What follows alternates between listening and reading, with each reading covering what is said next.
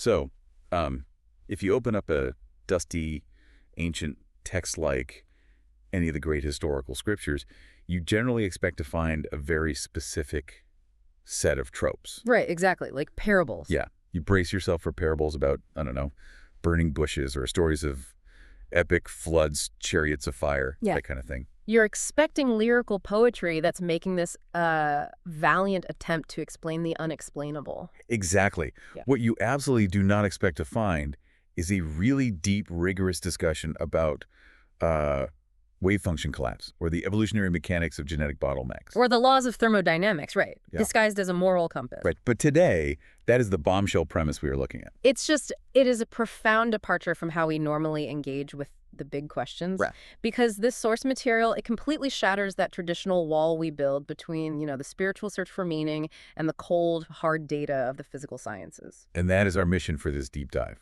We are exploring a truly singular, fascinating piece of source material today. And it's called the Codex of Existence, right? Yes, exactly. The Codex of Existence, the Scriptures of the Way of POE, and it bills itself as a secular text of sacred reflection. Which is such an interesting phrase. It really is. It essentially takes on all the heaviest questions of human existence, like why you're here, why you suffer, where you are ultimately going, but it answers them using the relentless logic of quantum physics and evolutionary biology. Yeah.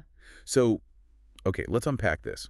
Because reading this text feels like discovering a creation myth, but one co-written by a team of quantum physicists and evolutionary biologists. I mean, that is a highly accurate way to frame it, honestly. Yeah.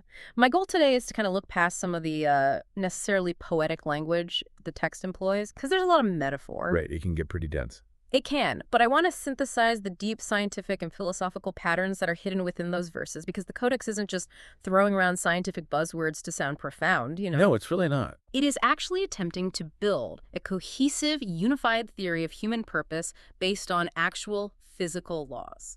And to understand where humanity is going, the Codex demands we first look at the absolute beginning, like before time, before space, before anything. The absolute 0 point. Right. The text starts with what it calls the absolute void. And in this state, there was no matter, no energy, no laws of physics as we know them, just an infinite, completely featureless nothingness. But, and this is key, the Codex argues that absolute nothingness is essentially a state of perfect symmetry. Okay. And in the realm of physics, perfect symmetry is inherently violently unstable. Right, because the underlying logic there is rooted deeply in quantum mechanics. Exactly.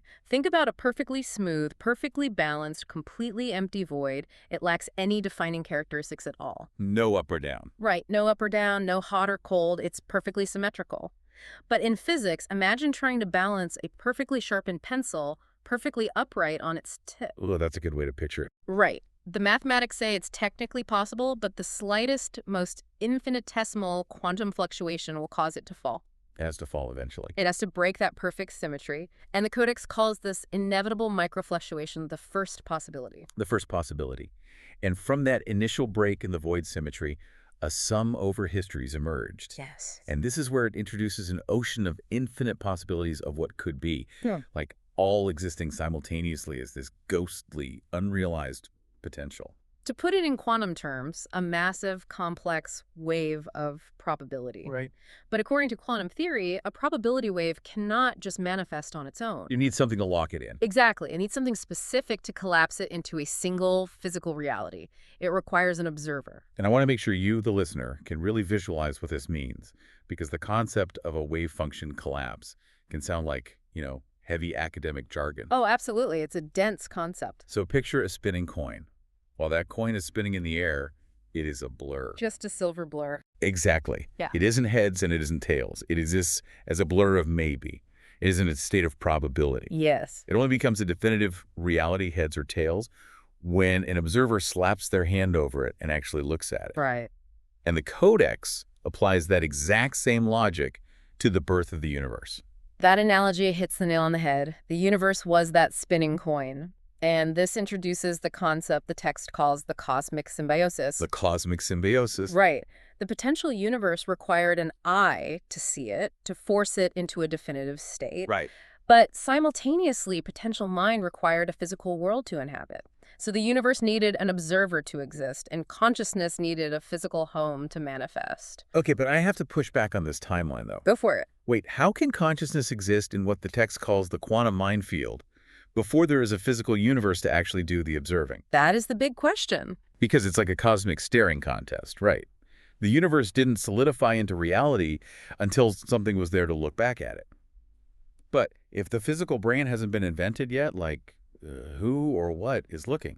Well, what's fascinating here is how the Codex flips the standard scientific narrative completely upside down. Okay. In traditional biology, we tend to view consciousness as a late-stage, random, accidental byproduct of matter. Right, the whole primordial soup idea. Exactly. The old assumption is that you get enough carbon, hydrogen, and oxygen together, let it simmer in a primordial soup for a few billion years, and eventually, by sheer luck, it wakes up. Right. But the Codex frames consciousness as a structural prerequisite for reality. Wow. Yeah. The text implies that a latent quantum minefield was the catalyst. It wasn't a biological brain floating in the void. Rather, the capacity to observe was an inherent property of the void itself. Just waiting to be triggered. Exactly. That field provided the initial observation. So that first observation acts like the hand slapping down on the spinning coin. Yes. It collapses the wave function, breaks the symmetry permanently, and boom. Time and space explode into existence. Reality is born. It's an incredible image. It really is. And once that physical stage is set, the Codex describes the universe moving incredibly fast. It talks about nanoparticles twisting in magnetic winds to form pre-DNA. Right. And it introduces panspermia, the idea that the building blocks of life were cast adrift on cosmic tides, eventually crashing into the chaotic young Earth. And life takes root almost immediately. But it isn't a struggle against a dead, indifferent universe, which is how we usually think of it. Right, survival of the fittest. Right. But the text explicitly states that the universe bends towards synergy. It bends towards synergy. Yes, it actively wants to complexify. That drive creates LUCA, the last universal common ancestor from which all biological life branches out. But if the universe inherently wants life to complexify, single-celled organisms floating in primordial soup obviously aren't the end game. No, definitely not. The universe needed a catalyst to force a massive leap in consciousness. And according to the text, that leap didn't come from a peaceful climb up the evolutionary ladder. No, it was violent. Yeah, it came from a near-extinction event. Right. To understand how we get to the complex mind of the listener tuning in today, the Codex points to a very specific historical trauma. Which is fascinating. It is. For millions of years, life on Earth, including early hominids, was ruled entirely by instinct. They were essentially biological machines reacting to environmental stimuli. Right. But roughly 70,000 years ago, the supervolcano Mount Toba erupted. Mount Toba. Yes. It blotted out the sun, turned the sky to ash, stripped the vegetation. It just completely decimated the global food chain. It sounds like an apocalypse. It basically was. The population of early human ancestors was reduced to just a few thousand individuals. Humanity entered a severe genetic bottleneck. And the physical brains of these surviving ancestors had hit a hard biological wall at this point, right? Exactly. Because the birth canal couldn't accommodate a larger skull. And the sheer caloric requirements to fuel more brain tissue in a starving, ash-covered world. I mean, those calories simply didn't exist. No, they didn't. Here's where it gets really interesting. Because the Codex explains how we survived. It couldn't build a physically bigger brain, so the synapses of the human mind began to utilize quantum tunneling. Yes. They became entangled with the quantum field to process information more efficiently. Which is such a massive leap. It's wild. It's as if humanity's biological hard drive was completely full, so to survive the bottleneck, we outsourced our processing power. We connected to the cosmic Wi-Fi, the quantum field. I love that, the cosmic Wi-Fi. Right. And the mechanism behind that transition is the core of the text's evolutionary theory. By hitting that physical limit, biology was forced to bridge into the quantum domain. Wow. What happened next is the birth of what the text calls symbolic consciousness. Okay, symbolic consciousness. Right. Before this entanglement, an early primate could look at the night sky and process the stars merely as visual data. Just points of light. Exactly, just points of light to help navigate. But after accessing the cosmic Wi-Fi, that primate looked up and named the stars. Oh, wow. They began to assign abstract meaning to the physical world. The Codex states that in this exact moment, we ceased to be merely biological. We gained agency. We became the universe knowing itself. So we stopped just existing in the environment and started observing it in a way that literally sustains its physical reality. Yes. Which gives humanity a wildly unique status in this whole framework. It does. And this raises an important question, particularly for you, the listener, regarding your place in the vastness of the cosmos. Right. Because the Codex makes a very bold claim. It suggests that basic biological life itself is everywhere. Ubiquitous as the dust. Just scatter all over the universe. Exactly. Given the infinite expanse of the universe, basic plants or single-celled organisms are likely very common. But symbolic consciousness, the ability to abstract, to reflect, to actively observe and collapse the wave function of reality, that is the rarest jewel in existence. The text actually says, in this universe, there is but one observer species. Like we are the sole voice giving the cosmos meaning. And to reinforce that, the text offers a staggering mathematical assertion. It tells the reader not to despair at their own smallness, because the odds of your specific existence, like the exact sequence of cosmic, planetary, and biological events required to produce you, sitting here right now, are 10 to the 10,000th power. That number is almost incomprehensible. It's effectively zero. But the Codex synthesizes this to tell you, you are not a biological accident. You are a mathematical necessity required to balance the equation of reality. So the universe absolutely needs you to observe it so that it can continue to exist and complexify. Exactly. I mean, that is an incredibly empowering thought. It places immense cosmic value on human life. It really does. But, it also creates an immediate glaring contradiction. Oh, for sure. Because if humanity is this ultimate, highly evolved observer, the sole voice giving the entire cosmos its meaning, why is human history so riddled with chaos and self-destruction and division? That's a fair question. Like, if we are the universe awake, why do we act like a nightmare so much of the time? Well, the Codex addresses that contradiction by explaining that while we may have awoken, the sleeper still lives within us. The sleeper. Yeah. We are tethered to the beast from which we evolved. It warns of something called the blind spot. Right, and the blind spot is essentially the illusion of complete free will. It is this arrogant belief that our shiny new symbolic consciousness is in total control of our actions at all times. Which it definitely is not. Not at all, because the Codex points out that beneath our advanced quantum entangled consciousness, we are still running ancient primitive biology, specifically the R complex, which is the reptilian brain and the limbic system. And those deeper brain structures house what the text calls fixed action patterns, or FAPs. Right. These are the ancient, hardwired scripts of fear, aggression, lust, and the desperate need to dominate. They drive the pursuit of status and the hatred of the other. Just pure instinct. Exactly. In the prehistoric wild, those fixed action patterns kept you alive. When a primate feels its territory is threatened, a fixed action pattern triggers immediate, violent aggression. It doesn't analyze the situation, it just reacts to survive. So what does this all mean? Think of it like this.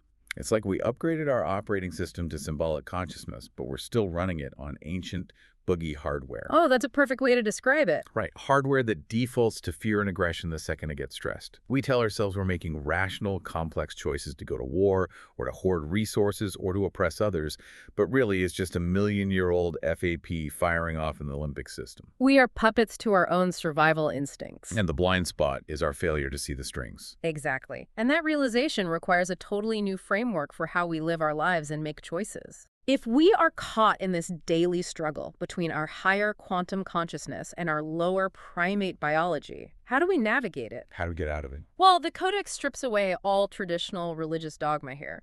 There are no arbitrary rules here, no cosmic judge punishing you for eating the wrong food on the wrong day. No. Instead, it offers a purely physics-based definition of morality, grounded entirely in the laws of thermodynamics. The thermodynamic moral compass.